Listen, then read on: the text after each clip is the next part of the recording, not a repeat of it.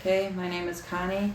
I'm a retired firefighter EMT. I'm currently a national team coach for USA Gymnastics, and I'm here to tell my story of how to survive life when things throw a curveball at you and how you can just stand up and just keep going.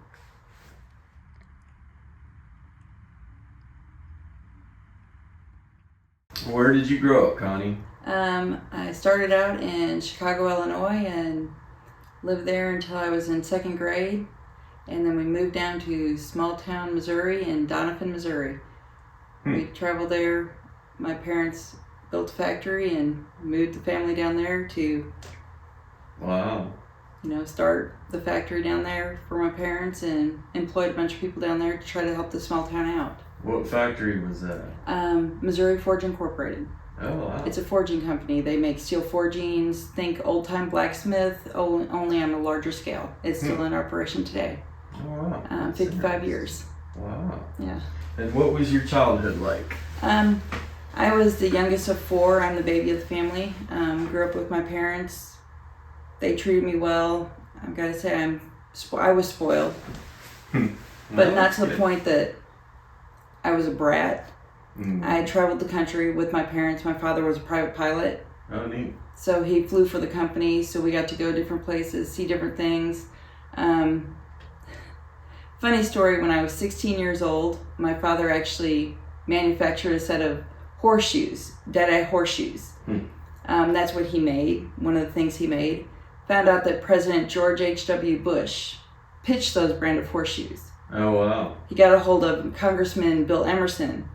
Congressman Emerson got a hold of President Bush. President Bush wanted to have a set of those horseshoes.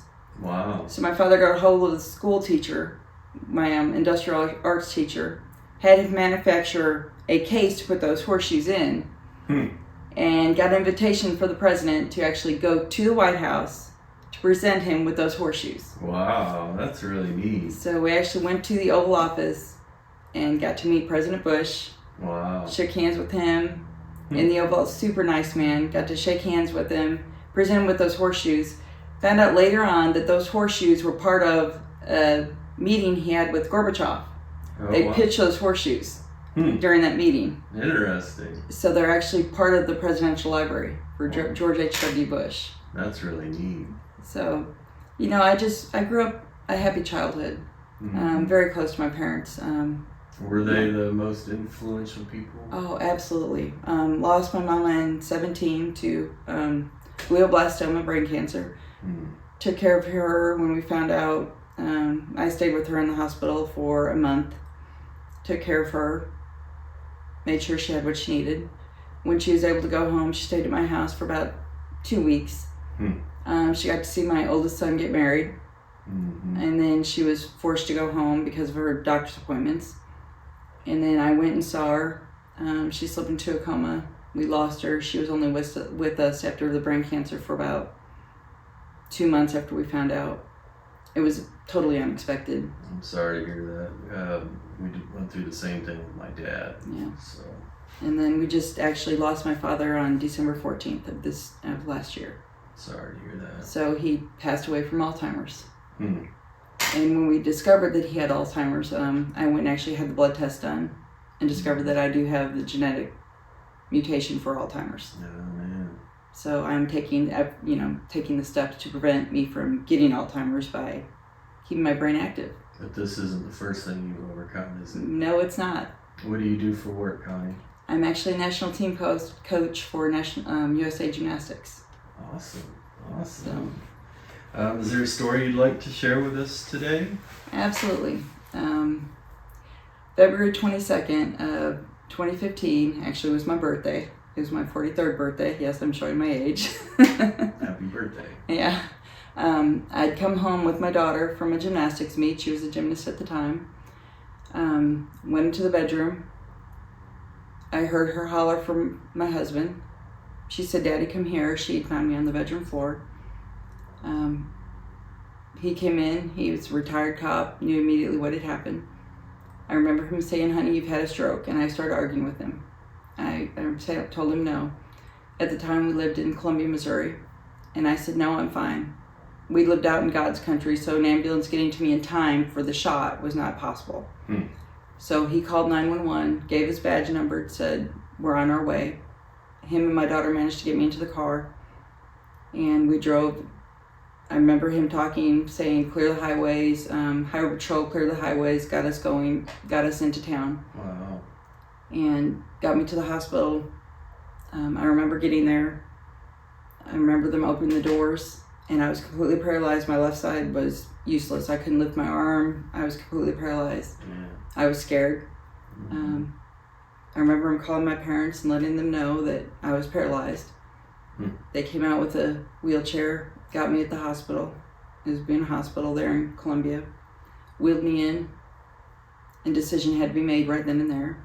They gave me a clot buster shot, but they found that I had an avulsion after they did an MRI of my right carotid artery. They don't know if it was the birth defect or if it was something that had happened over time from my athleticism, different things that had car accident or something, or from my previous job as a firefighter. They're not sure. Wow. So he had to make the decision right then and there of whether or not to do surgery. They didn't do surgery? To do surgery. Oh, okay. They didn't know if they could put a stent in or not. If they couldn't do a stent, they may have to do a arterial graft. They weren't sure what they were going to be able to do. He made the decision to have them go ahead and try to put in a stent. So they took me back. I do remember going back. I was semi-conscious. They went in through the groin area, managed to make the stent go in. So I do have a stent right here. They managed to insert it. They actually went into my brain. They did brain surgery that night. Wow. They went in and removed the clot. Because of my job, they decided that if they didn't do it, I would be paralyzed. I would remain paralyzed. So I remember them going into my brain. I felt all of it. I had to be conscious for it. Oof. So they told me to blink. Was it painful or? It felt like worms crawling through my brain. Wow. So I actually have a tender spot still right there on top of my head where I could still know that they did it. They went in and removed the clot. And then I was in ICU for about a week. Wow. So I had to relearn how to walk, talk, eat, swallow, all of that all over again. Man. And with my job, that was devastating to me. Day 2, they allowed visitors. I was in ICU, and here comes my gymnastics team. My little baby girls come in, and they all saw me, and that was my inspiration to keep going.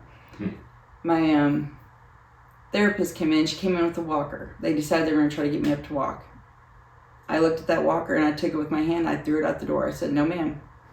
I'm going to walk again. I will never be in a wheelchair. I will never use a walker. And with determination and grit, I got up, and with the help of my husband and that therapist, I managed to get out of the bed and drag my leg down that hallway. Wow. And I did it. I started walking. That's awesome. And it took a week, but I started walking. Overcoming the odds. Overcoming the odds. They told me I would never walk again. The doctor was shocked. He told me I would never walk again. Yeah. That's really neat. But I did. I mean, because of that stroke, I do suffer from seizures. That is something I do have. They've given me medication. They've managed to stop the seizures. But in 2016, my husband and I were on vacation with our daughter. And we saw a movie. It was Batman versus Superman. A movie I still have not seen the complete movie of. I got sick during the movie. And I told my husband I wasn't feeling well. And we stepped out. My daughter was still in there with a friend. And I woke up 3 days later out of a coma. I can tell you that heaven is very much real. You actually saw? I actually saw heaven. Did you actually die? I did die. Do you know for how long? About a minute and a half, minute 30. Can you explain what you saw? When I got to heaven, it was golden. The angels were there. I did get wings. That's what shoulder blades are for. Wow. They actually insert them into over your shoulder blades, and I could feel the weight of the wings, and you can move them. And I heard God speak to me. Wow. And He said, "It is not your turn. I need you to go back home. There's more things for you to do. And I said, no, I don't want to go back home. It was so peaceful there. I wanted to be there. It was warm. It was inviting. You could hear the angels singing. Jesus was there. He was waiting. And God said, no, you have to go back. Do you remember rising up or anything? Or I remember when I came back, my husband was there with his head on my chest. And he said, you're back. He said, you can't leave me. Wow. That's amazing. And I was back. And when my mama saw me, she said, you cannot die before me. That is not fair. And the next year she died. Mm-hmm. It is very much true, and God is very much real. And I know where I'm going. And I buried a son, and that's the reason why I wanted to go ahead and cross, was to be with my son. But God was not ready for me to go yet. And I know I'm here for a reason. And when you do cross, you're not afraid anymore? No, I am not afraid. I am ready to cross. Yeah. I know my parents are waiting for me now. I've studied a lot of near-death experiences, and a lot of them are similar, and a lot of them are a lot just like you said. Yeah, it's there. There's nothing to be afraid of. There's no reason to be afraid. It's when it's your time, you just go. Yeah, that's neat. And it's very comforting. People look at me like I'm crazy, but no, it's very comforting.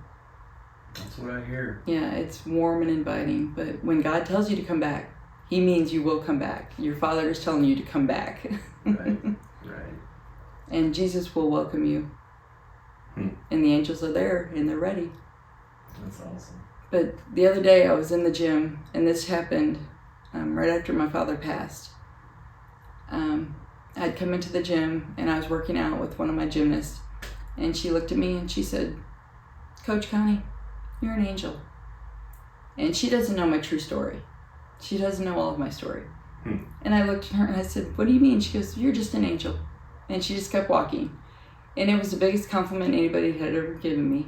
Oh, so that made me feel really special. I don't know if she sees something with me or what. A lot of times the influence that you have on other people are a lot more than what you could ever really think. Well, after she said that, I sat back and I thought about everything I've done all my life. I've always helped other people. Yeah. And I think that's why I'm here, is I'm here to help people. Yes, ma'am. My life is here just to help, being a firefighter, being an EMS, now coaching these children, trying to make them strong, and never giving up. How many children are you coaching? Currently, I coach 125. Wow. So you really overcome the odds. Yes. And stood up. And I never give up. I never give up. That's awesome. I mean, I've held people's hands when they've passed away. I've comforted children when their parents have passed away. It's been part of my job. Mm-hmm. But these kids here, I just want them to be good kids. Yeah. That's all I ask for, is just be respectful. Right. Well, I'm sure they look up to you in a big way. And that's, why is that a bad thing? Yeah. Kids anymore, they don't have people to look up to like that. Right. And the parents bring them into me. Most of my kids are children of former military, police officer, firefighters, that kind of thing. So they understand. Yeah. So that's all I'm trying to do, is just help these kids to understand that it's okay. Right. This world is a better place to have strong people, to be respectful. Is there a lesson that you've learned after your experiences that you would think not to be afraid of passing? Is that? Yeah, don't be afraid of passing, and don't be afraid of helping people. Mm-hmm. And don't be afraid of being a good person. Right. So many people just want to walk by that person on the street. And I don't mean by giving them money. I mean by finding out their story. Yes, ma'am. There might be a reason why they're there. Yeah. And they need somebody to listen. That's what I'm here for. And so many people just don't want to listen. Mm-hmm. And listen to the elderly. They have a story to tell. Listen to your veterans. They have a story to tell. Yes. I mean, I talked to a woman that survived the Holocaust. The stories she could tell would send chills down your spine. Yeah. All she wanted was somebody to listen. Riding ambulance, The veterans, they just needed somebody to listen sometimes. The PTSD they suffered, they just needed somebody to listen. That's right. So sometimes just be a person to listen. Oh, that's awesome. That's an amazing story. In what ways have you grown the most, do you think, from your life experiences? I've learned to not be so selfish. The world is not about you. It's about everybody else around you. Yeah. And everybody thinks that money it's all about money. It's not about money. This world is about helping others. Yeah. Money can make things easier, but you can't take that with you. That's right. Helping others is what it's about. That's awesome. So that's my story. Well, that's awesome. Thank you so much for sharing with us. It's very inspirational, and I hope people can learn from it. And thank you so much for your time. Maybe I can get a big hug after this. Oh, absolutely you can. Thank you. Thank you so much.